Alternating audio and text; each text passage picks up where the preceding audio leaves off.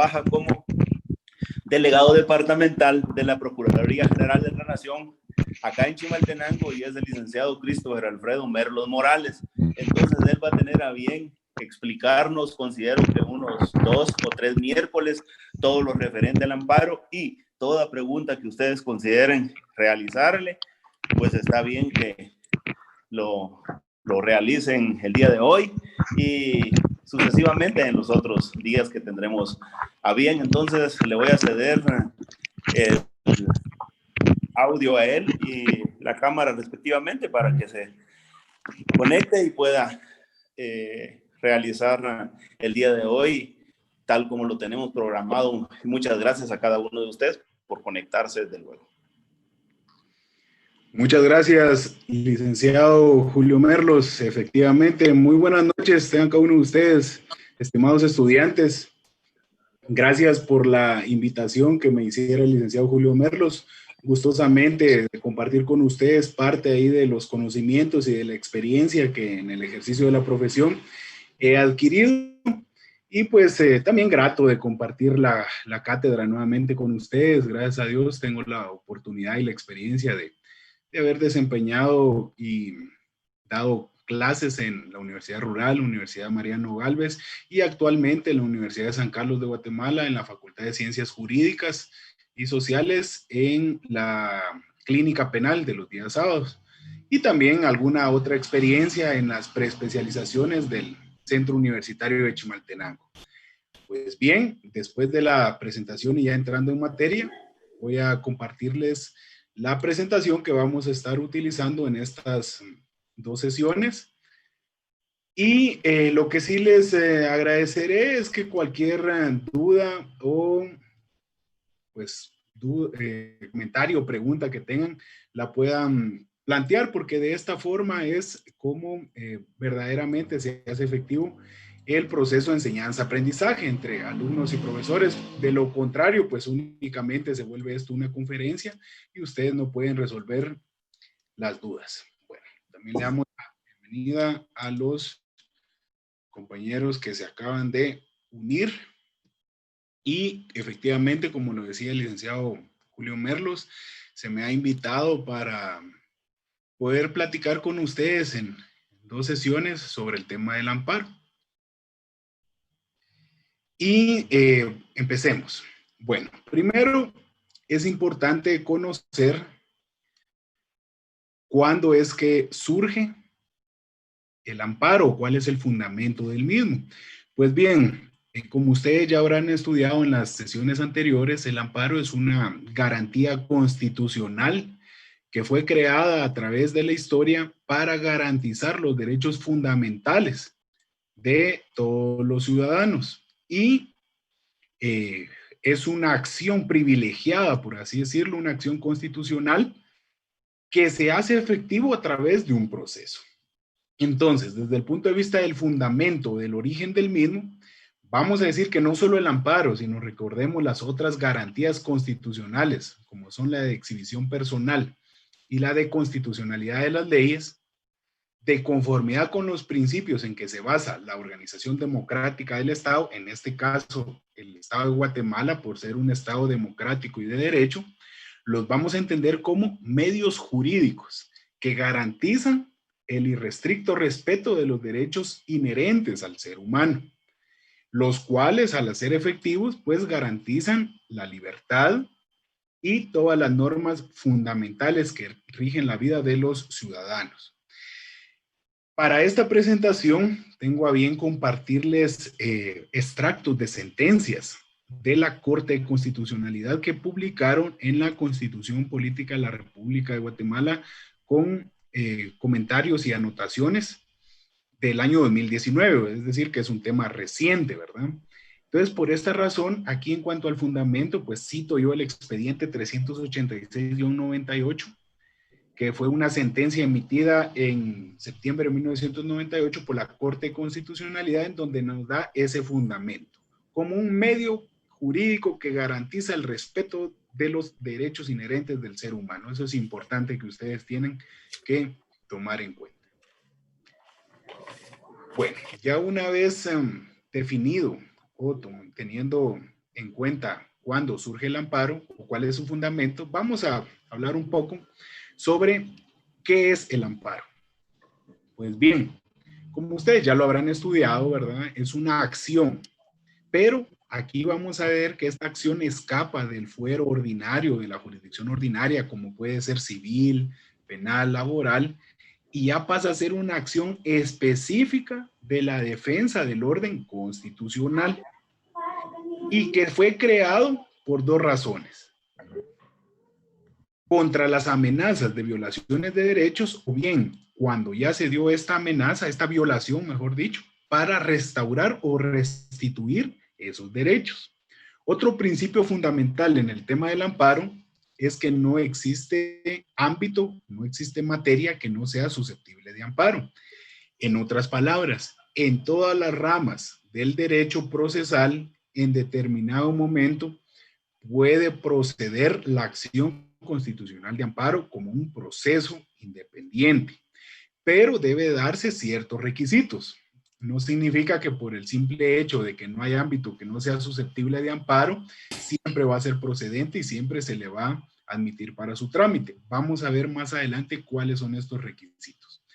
En otras palabras, cuando la propia ley y la propia Constitución establece que no hay ámbito que no sea susceptible de amparo, esto significa que el mismo puede proceder en materia penal, civil, laboral, incluso electoral, siempre y cuando se cumplan los requisitos. Ahora bien, entonces, ¿en contra de qué tipo de actos procesales es que procede el amparo? Esto lo tenemos acá en el punto tercero. Y manifiesta que el amparo procederá en contra de actos procesales, resoluciones, disposiciones o leyes de autoridad que lleven implícitos una amenaza, una restricción o una violación a algún derecho constitucional. En otras palabras, todos los actos de autoridad a través de los distintos entes estatales y sus correspondientes dependencias se manifiestan a través de resoluciones o disposiciones, o en algunos casos leyes o reglamentos. Pero siempre que estas resoluciones, leyes o reglamentos lleven consigo una amenaza de violar algún derecho o la violación de un derecho como tal, en estos casos procede el amparo. Esto lo tenemos dentro del expediente 2585-2009 de la Corte de Constitucionalidad. Y bien, espero que para estas sesiones todos me acompañen con su Constitución Política de la República de Guatemala y también con la Ley de Amparo, Exhibición Personal y de Constitucionalidad. Si nos vamos al fundamento legal, el artículo 265 de nuestra Carta Magna pues establece cuál es el objeto del amparo, cuál es su definición y sobre todo ahí nos manda o nos remite, mejor dicho, al artículo 8 de la Ley de Amparo. Entonces hagan una integración ustedes, o en otras palabras, al artículo 265 de la Constitución, háganle una anotación que diga ver artículo 8 de la Ley de Amparo y viceversa. A la Ley de Amparo, en el artículo 8, consígnenle ver artículo 265 de la Constitución. ¿Por qué razón? Porque en estos artículos nos habilitan o nos abren la puerta para la procedencia del amparo. Hablando de procedencia del amparo, es necesario que se cumplan ciertos requisitos. Vamos a verlos a continuación y por eso yo les decía que es bien importante que ustedes tengan su ley a la mano porque pues por la premura del tiempo y de las clases virtuales no es preciso un abordaje o no es posible, mejor dicho, un abordaje detenido o más pausado, pero eso ustedes sí pueden complementar este estudio en su casa a través de la lectura más detallada o más detenida, mejor dicho, de estos artículos que hoy vamos a estudiar. Bien, entonces, ¿qué requisitos se necesitan para la procedencia del amparo? Veamos el primer párrafo. Para lograr la tutela del amparo, es decir, la protección del amparo, es preciso tres cosas. En primer lugar, ya vimos, ¿verdad?, los actos sobre los que procede. Es decir, que las leyes, las resoluciones, las disposiciones o los actos de la autoridad lleven implícito una cosa, que es violación de derechos constitucionales. Si no lleva esa violación de derechos constitucionales y por el contrario, de leyes ordinarias, no va a proceder. Pero no es solo ese requisito, sino que además que se cause un agravio o una violación, un daño, o que amenace causarlo a los derechos del postulante. ¿Quién va a ser el postulante? Pues el sujeto activo del amparo, la persona que lo va a promover. Entonces ya llevamos dos requisitos. Primero, violación de un derecho constitucional. Dos, que esa violación de un derecho constitucional cause un agravio o amenace causarlo en contra del postulante.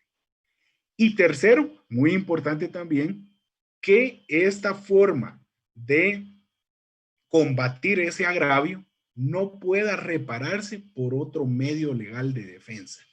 Vimos en la lámina anterior que el amparo es un medio legal de defensa, pero de carácter constitucional. Entonces, cuando exista otro medio legal para combatir esa violación de derecho previo al amparo, no va a proceder el amparo, sino que va a proceder ese recurso, ese medio legal de defensa propio del proceso que estemos llevando. A esto es lo que se le conoce como principio de definitividad. Anótenlo, por favor, más adelante lo vamos a estudiar más detenidamente. Pues bien, estos tres requisitos fundamentales para la procedencia al amparo, para lograr la tutela como lo establece la propia Corte de Constitucionalidad, lo tenemos en el expediente 4252-2008, de fecha, la sentencia 22 de octubre del 2009. Bueno, entonces sigamos con nuestro estudio del amparo. Y es que ya vimos que el proceso de amparo es una acción de carácter constitucional, pero que protege a la persona de los derechos fundamentales. Y aquí viene importante, otros requisitos. Las personas están obligadas a hacer valer la protección de sus derechos por la vía legal, es decir, por el procedimiento que la ley de amparo establece. No se pueden variar las formas del proceso. Eso es lo que nos está diciendo en otras palabras. Y otro requisito para su procedencia es cuando le haya sido indebidamente negado acceso a la justicia o el proceso, los mecanismos legales, o bien tuvo acceso a la justicia, tuvo acceso a promover ese medio legal, pero la resolución con la cual se resolvió ese proceso es con evidente o notoria arbitrariedad. Entonces, veamos pues cómo a través del estudio de estas fracciones o fragmentos de sentencia, nosotros ya vamos integrando una definición bastante compleja de lo que es el amparo. De este párrafo extraigo yo dos características principales, que es la naturaleza jurídica del amparo. ¿Cuál va a ser su naturaleza jurídica? Pues que va a ser subsidiario y extraordinario. ¿Qué entienden ustedes por estas características? Subsidiario y extraordinario. Cuando hablamos de subsidiario, es decir, que va a proceder solo cuando no exista otro medio legal de defensa previo. Y cuando decimos que es extraordinario, se complementa o van de la mano porque significa que no corresponde o no pertenece a la jurisdicción ordinaria, es decir, a los requisitos legales ordinarios de algún proceso, sino que siempre va a ser extraordinario, va a ser el último paso, por así decirlo, o el último recurso procedente. Esto lo tenemos en el expediente 1477-2005, sentencia emitida por la Corte de Constitucionalidad el 30 de noviembre del 2005. Lo importante que yo quiero que tengan en cuenta es que la naturaleza jurídica del amparo siempre va a ser subsidiaria y extraordinaria. Otro aspecto importante y sobre todo que se da mucho en la práctica, de forma negativa o que la mala práctica, mejor dicho, es que muchas veces se pide el amparo o se ejercita, pero este ya ha quedado sin materia, el objeto del amparo. Les voy a explicar en qué consiste esto. Esto lo tenemos en el tercer párrafo, que dice: para determinar su procedencia, es decir, la procedencia del amparo, es necesario que persista el acto, resolución o disposición que causa agravio o que amenace causarlo en la esfera del postulante, es decir, que la persona que lo promueve. Y sobre todo que persista en su duración o en sus efectos al momento de interponerlo. Caso contrario, cuando ya no persiste o no procede, es que se le conoce como que el amparo ha quedado sin materia. ¿Alguna vez ustedes han escuchado esto? Que el amparo ha quedado sin materia. Pues esto es una sentencia que la Corte de Constitucionalidad emitió en el expediente 3900-2018. Lo voy a explicar en otras palabras. Lo que sucede o lo que comúnmente puede ocurrir es que la resolución o el agravio que causa una resolución, mejor dicho, cubre o cobra efectos rápidamente, de forma automática, y no persisten, sino que simple y sencillamente pues cobró vigencia, se cumple esa orden y ahí termina. Si nosotros queremos interponer un amparo en estos casos, al momento de que el tribunal de amparo lo vaya a conocer, nos va a resolver que se rechaza para su trámite toda vez que el mismo ha quedado sin materia. Entonces, es importante que al momento de nosotros interponer un amparo todavía nos esté causando agravio o todavía tengamos la amenaza de que nos vaya a causar agravio ese acto o resolución. Finalmente, ya para terminar, sobre los casos de procedencia, el artículo 10 de la Ley de Amparo, los invito a que todos me acompañen, por favor, con la lectura, todos con su Ley de Amparo. Y vamos a ver que los casos de procedencia se van a clasificar en dos. Yo le decía al licenciado Julio que esta es una bonita pregunta de examen. ¿Cómo se clasifican los casos de procedencia del amparo? Pues se clasifican en casos de procedencia general o genéricos, que está contenido en el primer párrafo del artículo 10, y veámoslo. Es decir, que procede el amparo en contra de toda situación que sea susceptible de un riesgo, de una amenaza, de una restricción o de una violación a los derechos que la Constitución y las leyes de la República de Guatemala reconocen. Y siempre y cuando provenga de una persona o entidad de derecho público o entidades de derecho privado, pero que manejen fondos del Estado o que por delegación del Estado tengan competencia para resolver. En otras palabras, el caso de procedencia general del amparo va a ser lo que su definición así contempla. Pero todavía admite su excepción y esta no es la misma, porque así como tenemos este caso de procedencia general, si nos damos cuenta aquí en esta definición del caso de procedencia general, básicamente abarca todo el objeto del amparo. Pero para delimitar ese objeto, para hacerlo un poco más técnico, más profesional, la misma ley lo clasifica en casos de procedencia específicos. Y aquí es lo que consta en las literales del artículo 10, en lo que tenemos en estas 8 literales. Es decir, que el caso de procedencia general es lo establecido en el artículo 10, primer párrafo, y los casos de procedencia específico es lo concerniente o lo que consta en los 8 numerales del artículo 10. Por ejemplo, primero, procede el amparo, literal A, para que se le mantenga o restituya el goce de derechos y garantías.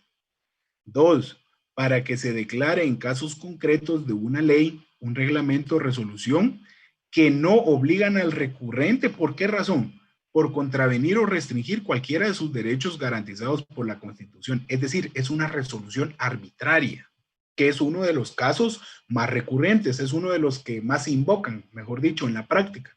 Invoco el amparo porque la resolución que yo estoy atacando es notoriamente arbitraria y me perjudica o me causa agravios en los derechos constitucionales siguientes. Si hablamos un poquito de materia penal, tenemos que uno de los derechos constitucionales que más se alegan en materia penal es el debido proceso, el derecho de defensa, en algunos casos también la presunción de inocencia.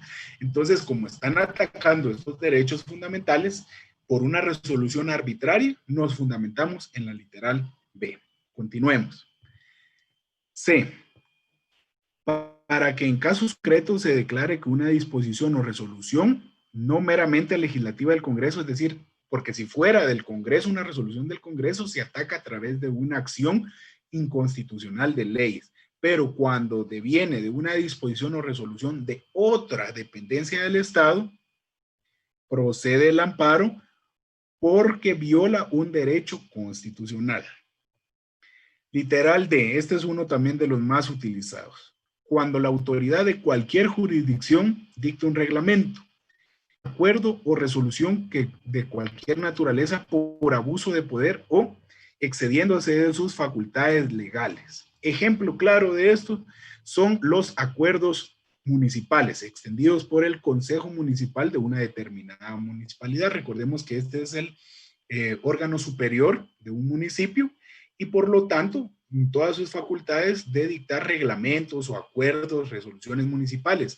Pero cuando estas resoluciones municipales son arbitrarias porque tiene evidente abuso de poder, corresponde entonces promover el amparo, pero siempre cumpliendo con los requisitos previos de definitividad, que no se les olvide. La literal E se refiere a cuestiones administrativas que se exijan al afectado en el cumplimiento de ciertos requisitos, diligencias o actividades no razonables o ilegales. La literal F, también esto es muy importante o muy utilizado en derecho administrativo. Cuando las peticiones y trámites ante autoridades administrativas no sean resueltos dentro del término que la ley establece.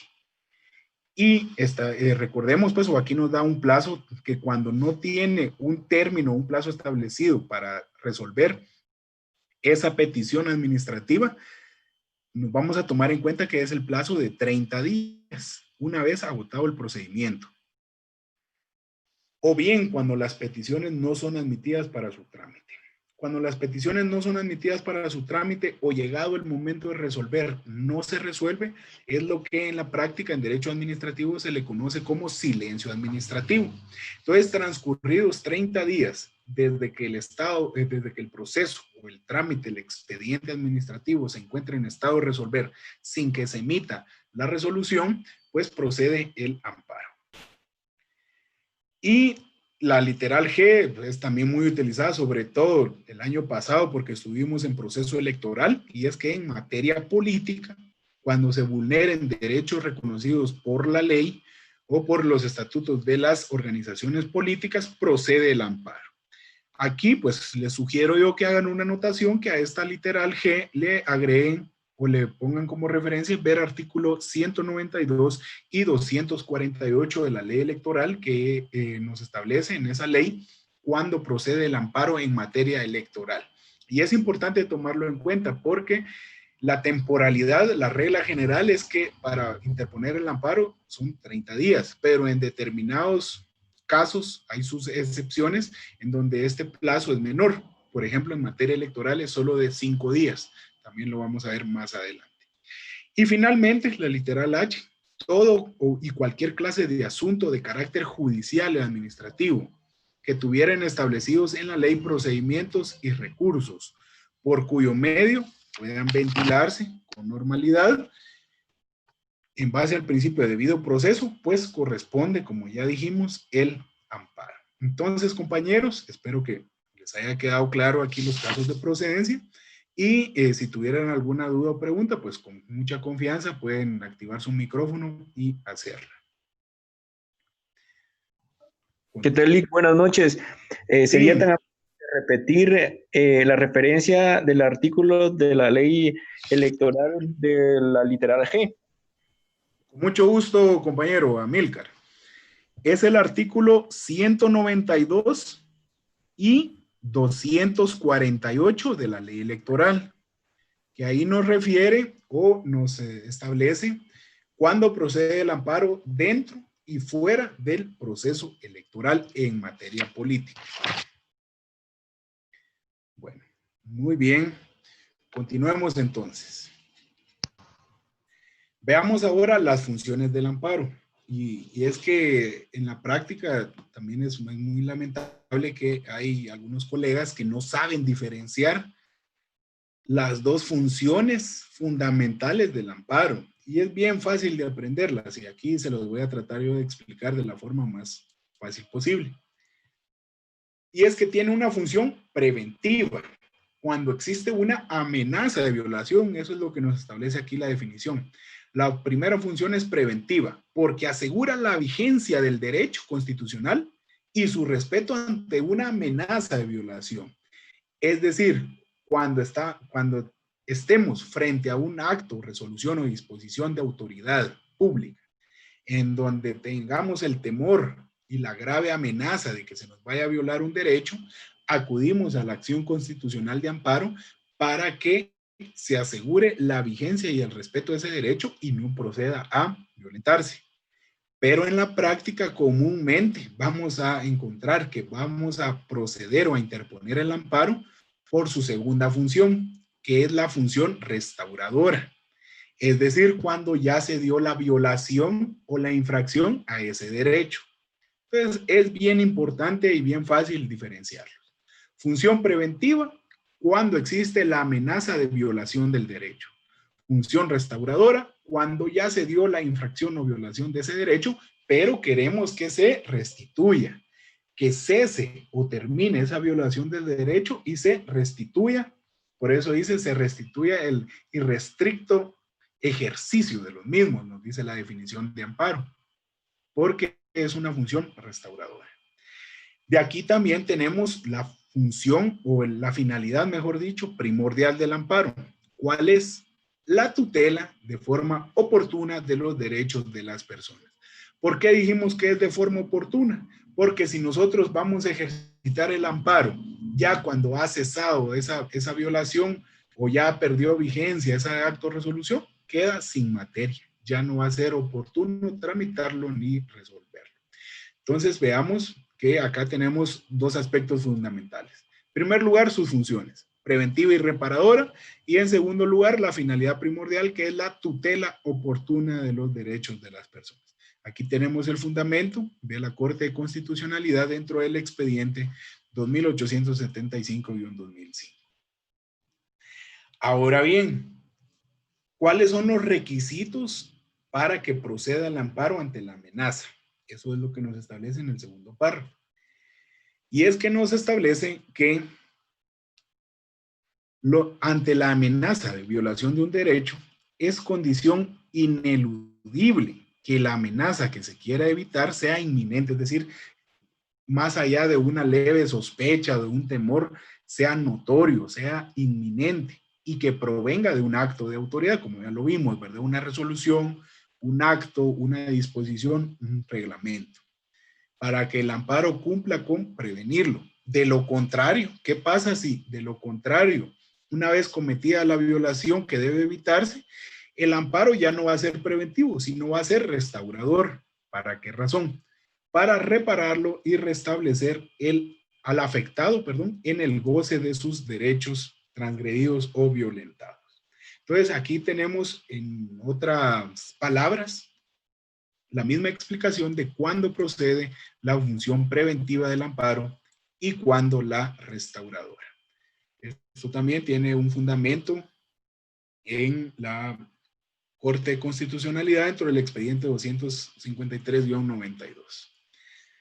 Bueno, y finalmente vamos a entrarnos por el día de hoy, solo vamos a tocar estas pinceladas de la viabilidad y requisitos esenciales del amparo, para que ustedes lean estos artículos y en la próxima clase pues los vamos a explicar más detenidamente. Primero, el amparo es eminentemente formalista, es decir, que es una acción formal, a diferencia, por ejemplo, de la exhibición personal. Recuerden ustedes que puede plantearse incluso hasta por teléfono o de forma verbal. El amparo también admite hacerlo de forma verbal, pero en la práctica rara vez se va a ver esto. Por el contrario, el amparo tiene que cumplir con requisitos formales, si no, no se le va a admitir para su trámite. Entonces, para promover el amparo como medio extraordinario, ya vimos sus características, subsidiario y extraordinario de protección constitucional de derechos, debe darse cumplimiento a requisitos esenciales que determinan su procedencia y hacen viable, es decir, hacen que se admita para su trámite la reparación del agravio causado. Y estos requisitos, si ustedes estudian la doctrina, cualquier libro de amparo, van a aparecer, están en la ley, pero sobre todo también están en jurisprudencia, también se dan en la práctica. Es decir, que la Corte de Constitucionalidad, dentro del expediente 361-88, en la sentencia de fecha 15 de marzo de 1989 y en subsiguientes sentencias, siempre se basa en este fundamento y nos dice, si el amparo no cumple con estos 3 requisitos, no va a ser procedente. Primero, legitimación activa, artículo 9, la legitimación activa está en el artículo 24 y la legitimación pasiva está en el artículo 9 de la ley. ¿Qué significa legitimación activa y pasiva? Cuando decimos legitimación activa, es el derecho que tenemos, porque está reconocido en la norma, para accionar, para interponer el amparo. Si no tenemos legitimación activa, es decir, si no somos la persona agraviada y no somos ni Ministerio Público ni Procuraduría de Derechos Humanos, no va a proceder el amparo. Y por el contrario, la legitimación pasiva significa que corresponde a uno de los sujetos pasivos contenidos en el artículo 9, es decir, una institución de carácter público, de poder público, para que proceda. La definitividad es lo que les estaba diciendo, artículo 19. ¿En qué consiste esto? En otras palabras, que previo a acudir a la acción de amparo, deben agotarse, deben terminarse los recursos o los medios de impugnación ordinarios de la jurisdicción competente o correspondiente y por los procedimientos y recursos idóneos establecidos en las leyes. El próximo miércoles vamos a hablar y vamos a dar unos ejemplos de definitividad en la práctica en materia civil, penal y laboral, pero en otras palabras, y se los voy a explicar con palabras sencillas, no podemos acudir al amparo sin antes haber terminado o haber agotado los recursos procesales que establece, si estamos hablando de un proceso penal, el Código Procesal Penal. Si estamos hablando de un proceso civil, el Código Procesal Civil y Mercantil. Y si estamos hablando de un expediente o proceso laboral, el Código de Trabajo. Si nosotros no hemos agotado esos recursos y de una vez interponemos el amparo, porque los alumnos les hago yo la presentación de un caso práctico, lo primero que me responden, ahí procede el amparo, interpongamos amparo. Pero si nosotros hacemos eso, sin antes acudir o agotar estos recursos, pues no se le va a admitir para su trámite.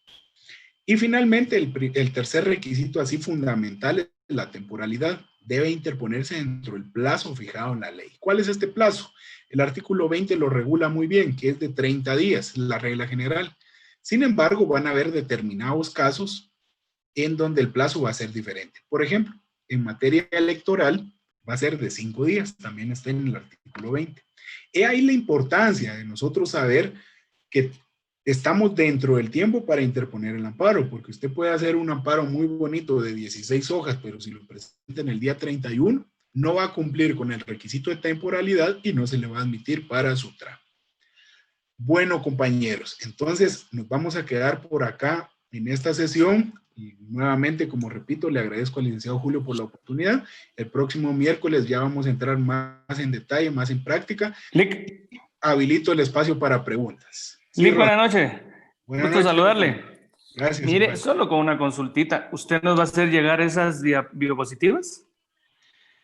Buena pregunta. Estaba hablando con el Julio y sí, se los vamos a hacer llegar, ya sea por este formato de PowerPoint o en formato PDF o de Word, para que ustedes tengan material ahí de estudio, ¿verdad? Bueno. Gracias, Lic. Muy bien. ¿Alguna otra pregunta, compañeros, de lo estudiado en la clase de hoy?